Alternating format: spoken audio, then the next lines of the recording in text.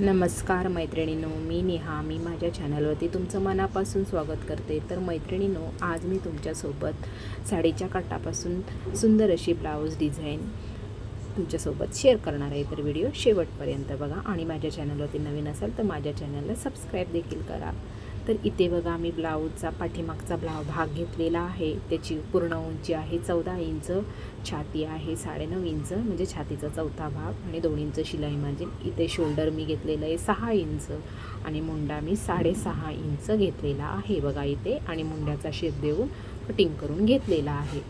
आणि इथे कंबर बघा, कमरेचा चौथा भाग मी इथे टाकलेला आहे आणि त्याच्यामध्ये मी 1 इंच टक्ससाठी ॲड करून घेतलेला आहे बघा 8.5 इंच आणि 2 इंच शिलाई मार्जिन. आणि इथे बघा मी ब्लाऊज कपडा आणि अस्तर अटॅच करून घेतलेला आहे बघा. त्यानंतरच इथे ब्लाऊज डिझाईन बनवायला सुरुवात केलेली आहे. तर मी तुम्हाला इथे शॉर्टकटमध्ये दाखवलेले आहे, व्हिडिओ खूप मोठा होतो म्हणून. तर इथे बघा मी गळा रुंदी घेतलेली आहे 3 इंच आणि गळा उंची मी 9.5 इंच घेतलेली आहे बघा. इथे मी बघा असा या पद्धतीने बॉक्स तयार करून घेते. 3 इंच रुंदी आणि 9.5 इंच उंची या पद्धतीने मी असा बॉक्स तयार करून घेतलेला आहे. त्यानंतर बघा मी या पद्धतीने बघा गळ्याचा शेप देऊन घेतलेला आहे बघा. इथे तुम्ही तुमच्या आवडीप्रमाणे जसा तुम्हाला हवा तसा तुम्ही शेप देऊ शकता. तर इथे जसा मला हवा आहे तसा मी इथे शेप देऊन घेतलेला आहे बघा. त्यानंतर इथे खालच्या साईडला बघा 1.5 इंचावरती मी एक मार्किंग केलेली आहे. इथे तुम्हाला मोजून दाखवते बघा, साधारणतः 1.5 इंच मी घेतलेला आहे. आता इथे बघा मी जो पहिला शेप दिलेला होता तसाच शेप मी इथे परत ड्रॉ करून घेत आहे बघा. म्हणजे 1.5 इंचाच्या अंतरावरती बघा या पद्धतीने 1.5 इंचाचं मी अंतर ठेवून तसाच शेप देऊन घेतलेला आहे बघा या पद्धतीने. त्यानंतर बघा इथे खालच्या साईडला बघा थोडासा मी एक पाकळीचा आकार देऊन घेत आहे बघा. छोटासा मी एक पाकळीचा आकार इथे दिलेला आहे. आता बघा आता आपल्याला इथे कॅनव्हास घ्यायचा आहे बघा. मी इथे कॅनव्हास घेतलेला आहे आणि त्याला बरोबर मधोमध फोल्ड करून ती फोल्ड आपल्या गळ्याच्या फोल्डवरती मी ठेवलेली आहे बघा. आणि इथे बघा जे मार्किंग आहे ब्लाऊज कपड्यावरती जे मार्किंग केलेलं आहे ते इथे बघा पुसटसं दिसतं आहे बघा कॅनव्हासवरती. तर ते मी पेनाने डार्क करून घेत आहे बघा. जसा आपण गळा ड्रॉ केलेला होता तो जसाच्या तसा मी इथे कॅनव्हासवरती उमटवून घेत आहे बघा. या पद्धतीने बघा मी दोन्ही शेप पूर्णपणे कॅनव्हासवरती मार्किंग करून घेतलेले आहेत बघा. जसा गळा मी चॉकने केलेला होता मार्किंग तसा मी कॅनव्हासवरती मार्किंग करून घेतलेला आहे. तर इथे बघा दुसऱ्या बाजूला पण आपल्याला तसंच मार्किंग उमटवून घ्यायचं आहे. तर त्यासाठी मी इथे बघा पहिला या साईडला डार्क करून घेते म्हणजे आपल्याला दुसऱ्या साईडला पटकन दिसून येईल या हिशोबाने. तर इथे बघा पूर्णपणे गळा मी व्यवस्थित करून घेतलेला आहे बघा. इथे मी शोल्डरची पण लाईन आखून घेतलेली आहे. थोडं मी 1/2 इंच शोल्डरच्या इथे वरती 1/2 इंच एक्स्ट्रा ठेवलेला आहे बघा. नंतर आपल्याला गळा जोडताना वगैरे कमी जास्त होऊ नये या हिशोबाने. तर आता बघा मी दुसऱ्या साईडला पण तसाच शेप इथे बघा उमटवून घेत आहे बघा. तिथे थोडासा खालच्या साईडने पुसटसा दिसत आहे त्याच्यावरूनच मी इथे मार्किंग करून घेत आहे बघा. तर इथे बघा शोल्डर पण मी इथे मार्किंग करून घेतलेलं आहे. तर आता बघा आपला पूर्ण गळा कॅनव्हासवरती पण तयार करून झालेला आहे. त्यानंतर बघा जेवढं मला कॅनव्हास हवं होतं तेवढं मी कटिंग करून घेतलेलं आहे. त्यानंतर इथे बघा आपण जे पाकळीचा आकार दिलेला होता तिथेसुद्धा आपल्याला तोसुद्धा आपण इथे कॅनव्हासवरती उमटवून घेणार आहोत. तर त्यासाठी सुद्धा मी बघा इथे डबल फोल्ड करून अस्तर आणि ती फोल्ड मी ब्लाऊजच्या कपड्यावरती ठेवलेली आहे बघा. आणि तो पाकळीचा आकारसुद्धा मी कॅनव्हासवरती ड्रॉ करून घेतलेला आहे बघा. तर आता मी तो कटिंगसुद्धा करून घेत आहे बघा या पद्धतीने. तर आता बघा आपला जो गळा होता कॅनव्हासवरती कटिंग केलेला तो जो बाहेरच्या साईडचा कॅनव्हास आहे तर बाहेरच्या साईडने मी कटिंग करत आहे बघा. आतमध्ये कटिंग केलेलं नाही मी. बाहेरून जे एक्स्ट्राचं कॅनव्हास आहे तेवढंच मी कटिंग करून काढलेलं आहे. तर या पद्धतीने बघा व्यवस्थित कुठे पुढे मागे असेल तर सुद्धा व्यवस्थित करून मी घेत आहे. त्यानंतर इथे बघा मी काठ घेतलेला आहे. तर काठ बघा इथे बराचसा रुंद आहे आणि मी काय केलेलं आहे, जॉईंट करून सुद्धा घेतलेला आहे, म्हणजे आपला गळा व्यवस्थित पूर्णपणे गळ्याला जेवढा पाहिजे काठ त्या हिशोबाने मी ते तो जोडून घेतलेला आहे. त्यानंतर बघा इथे कॅनव्हासला बघा मी सुया लावून घेतलेल्या आहेत आणि काय केलेलं आहे, 1/2 इंचाचा कपडा सोडून एक्स्ट्राचा कपडा मी कटिंग करून काढलेला आहे बघा. त्यानंतर बघा इथे छोटे छोटे मी कट्स देऊन घेत आहे बघा. जो कपडा मी 1/2 इंचाचा सोडलेला होता त्या कपड्यावरती छोटे छोटे मी कट्स देऊन घेतलेले आहेत.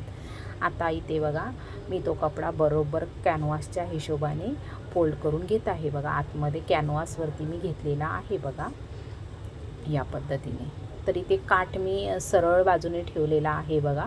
जी आपली काठ जोडलेल्याची शिलाई आहे ती कॅनव्हासच्या आतमध्ये जाईल या हिशोबाने मी ते काठ ठेवलेला होता. इथे बघा आपल्या बाहेरून व्यवस्थित फिनिशिंग आलेलं आहे बघा. व्यवस्थित सर्व बाजूने मी तो काठ फोल्ड करून घेतलेला आहे आणि इथे शोल्डरच्या इथे पण एक शिलाई देऊन घेतलेली आहे बघा, म्हणजे आपला कॅनव्हास कुठे सरकणार नाही. तर त्यानंतर मी इथे बघा सुया काढून घेतलेल्या आहेत. तर आता आपला हा कॅनव्हासचा गळा तयार झालेला आहे. आता आपण काय करणार आहे, इथे मी जे आपण गळ्याला पायपिंगची लेस वापरतो, आपण रेडीमेड लेस मिळते ती मी लेस इथे घेतलेली आहे बघा गोल्डन कलरची. आणि ती मी इथे बघा पूर्ण गळ्याच्या साईडने एकदम प्रॉपर बसवत आहे, म्हणजे आपली फक्त पायपिंगच दिसेल या हिशोबाने मी इथे बसवलेली आहे बघा. एक्स्ट्रा बाहेर दिसणार नाही याचीसुद्धा मी इथे काळजी घेतलेली आहे बघा. पूर्णपणे फिनिशिंगने लेस मी जोडून घेतलेली आहे. त्याच पद्धतीने आपण जो पानाचा आकार काढलेला होता तो पण मी इथे तयार करून घेतलेला आहे. आता मी इथे बघा बॅक पार्ट घेतलेला आहे ब्लाऊजचा आणि त्याला सर्वात पहिला टक्स मारून घेत आहे बघा. पाठीमागचे टक्स मी दोन्ही टक्स इथे मारून घेणार आहे बघा. आणि त्या टक्सवरती मी डबल शिलाईसुद्धा करून घेतलेली आहे बघा. नंतर जेव्हा आपण गळा जोडू त्याच्यानंतर आपल्याला टक्स देता येणार नाही, म्हणून मी अगोदरच तिथे टक्स मारून घेतलेले आहेत बघा या पद्धतीने. आता बघा आपले टक्स मारून झालेले आहेत. त्यानंतर इथे कंबरपट्टी पण आपल्याला बसवून घ्यायची आहे बघा.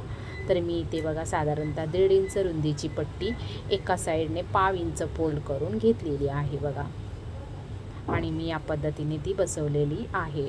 त्यानंतर त्याला वरून एक दाबटीप दिलेली आहे, म्हणजे ती आतमध्ये व्यवस्थित फोल्ड होईल या हिशोबाने. तर त्यानंतर बघा इथे हा गळा लावायच्या अगोदर आपल्याला टक्स आणि कंबरपट्टी जोडून घ्यायचीच आहे, त्यानंतरच आपल्याला हा गळा जोडायचा आहे. तर इथे बघा आपलं कमरपट्टीसुद्धा जोडून झालेली आहे. त्यानंतर मी काय केलेलं आहे बघा, बॅक पार्टचा बरोबर सेंटर मार्क करून घेतलेला आहे बघा चॉकने. तर मधोमध फोल्ड करून मी सेंटर मार्क करून घेतलेला आहे. आता त्या सेंटरवरती बघा आपण जो पाकळीचा आकार तयार केलेला होता तो मी इथे बघा कमरेच्या साईडने बरोबर सेंटरवरती सेंटर ठेवून मी बसवून घेत आहे बघा. व्यवस्थित मधोमध येईल याची इथे मी काळजी घेतलेली आहे बघा. अजिबात ओढाताण न करता मी इथे ती पाकळी बसवून घेतलेली आहे बघा या पद्धतीने. आता बघा इथे आपली पाकळीसुद्धा व्यवस्थित बसवून झालेली आहे. त्यानंतर बघा बॅक पार्ट आपल्याला उलटा करायचा आहे आणि आपण जो कॅनव्हासवरती आणि काठाचा जो गळा तयार केलेला होता तो मी बघा या पद्धतीने ठेवलेला आहे उलट्या पोझिशनने, म्हणजे आपला कॅनव्हास वरती राहील या हिशोबाने. आणि इथे बघा गळ्याचा जो सेंटर आहे तो बरोबर पाकळीच्या सेंटरवरती मी घेतलेला आहे आणि इथे मी बघा सुया पण लावून घेत आहे, म्हणजे आपला गळा इकडे तिकडे सरकणार नाही या हिशोबाने. तर इथे बघा मी चारी बाजूने इथे सुया लावून घेतलेल्या आहेत, म्हणजे आपल्याला टीप मारायला सोपं पडेल. आणि त्यानंतर बघा जो मी मार्किंग केलेला गळा होता आपला पेनाने त्याच्यावरून मी टीप मारून घेत आहे. बरोबर त्या मार्किंगवरूनच मी इथे टीप दिलेली आहे बघा. जसं माझं मार्किंग होतं त्या मार्किंगवरूनच मी इथे बरोबर टीप दिलेली आहे. तर या पद्धतीने बघा पूर्ण गळ्यावरती टीप देऊन झालेली आहे. तर इथे बघा मी पलटी करून सुद्धा बघितलेला आहे, तर सेंटर आपला व्यवस्थित आलेला आहे. तर त्यानंतर मी इथे बघा सुया काढून घेतलेल्या आहेत. आता आपल्याला इथे बघा 1/2 इंचाचं मार्जिन ठेवून गळा कटिंग करून घ्यायचा आहे बघा. म्हणजे जी आपण टीप मारलेली होती त्याच्या आतमध्ये 1/2 इंच मी कपडा शिल्लक ठेवून इथे मी कटिंग करून घेत आहे बघा व्यवस्थित या पद्धतीने. तर आता बघा आपला पूर्णपणे गळा कटिंग करून झालेला आहे. त्यानंतर मी इथे बघा जे आपले गळ्याचे कॉर्नर आहे तिथे मी व्यवस्थित कट देऊन घेतलेली आहे आणि साईडला सुद्धा छोटे छोटे कट देऊन घेत आहे, म्हणजे आपला गळा व्यवस्थित पलटी होईल या हिशोबाने. तर इथे बघा छोटे छोटे कट्स मी देऊन घेतलेले आहे. इथे आपल्याला शिलाई कट होणार नाही याचीसुद्धा काळजी घ्यायची आहे. त्यानंतर बघा मी तो गळा वरच्या साईडला बघा पलटवून घेतलेला आहे. बघा व्यवस्थित अस्तर आपलं बाहेर दिसणार नाही याची काळजी घेत मी वरून एक दाबटीप देऊन घेत आहे. बघा या पद्धतीने आपला गळा मी जोडून घेतलेला आहे. त्यानंतर बघा जी आपण पायपिंग जोडलेली होती त्याच पायपिंगच्या शिलाईवरूनच इथे शिलाई देऊन आपल्याला पूर्ण गळा इथे पॅक करून घ्यायचा आहे. बॅक पार्टवरती बघा व्यवस्थित बाहेरून एकदम फिनिशिंगने आपल्याला हे काम करायचं आहे, तरच तो गळा आपला व्यवस्थित दिसणार आहे. तर या पद्धतीने बघा पूर्णपणे पार्टवरती मी इथे गळा बसवून घेतलेला आहे.